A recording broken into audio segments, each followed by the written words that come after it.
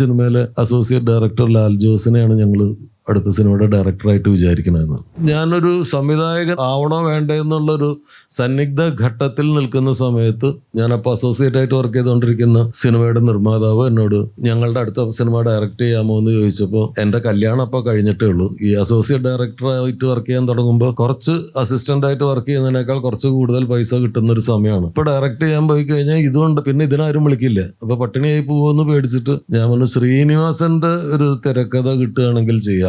അതൊരിക്കലും കിട്ടില്ല, കാരണം ആ കാലത്ത് എല്ലാ പ്രധാന സംവിധായകരും അദ്ദേഹത്തിന്റെ ഒരു തിരക്കഥയ്ക്ക് വേണ്ടി കാത്തിരിക്കുന്ന സമയമാണ്. അപ്പോൾ ആ സിനിമയിൽ ശ്രീനേട്ടൻ അഭിനയിക്കുന്നുണ്ടായിരുന്നു. അപ്പോൾ ഈ നിർമ്മാതാവ് ശ്രീനേട്ടനോട് പറഞ്ഞു ഞങ്ങളുടെ അടുത്ത സിനിമയ്ക്ക് സ്ക്രിപ്റ്റ് എഴുതാമോ എന്ന് ചോദിച്ചപ്പോൾ ശ്രീനേട്ടൻ പറഞ്ഞു അത് നിങ്ങളെനിക്ക് ഇഷ്ടമാണ്, പക്ഷെ നിങ്ങളോടുള്ള ഇഷ്ടത്തിൻ്റെ പേരിൽ എനിക്ക് നിങ്ങൾക്ക് വേണ്ടി എഴുതാൻ പറ്റില്ല, അത് ആര് സംവിധാനം ചെയ്യുന്നു എന്നുള്ളതിനെ അടിസ്ഥാനമാക്കിയിട്ടാണ് എന്ന് പറഞ്ഞപ്പോൾ അവർ പറഞ്ഞു ഈ സിനിമയിലെ അസോസിയേറ്റ് ഡയറക്ടർ ലാൽ ജോസിനെയാണ് ഞങ്ങൾ അടുത്ത സിനിമയുടെ ഡയറക്ടറായിട്ട് വിചാരിക്കണമെന്ന്.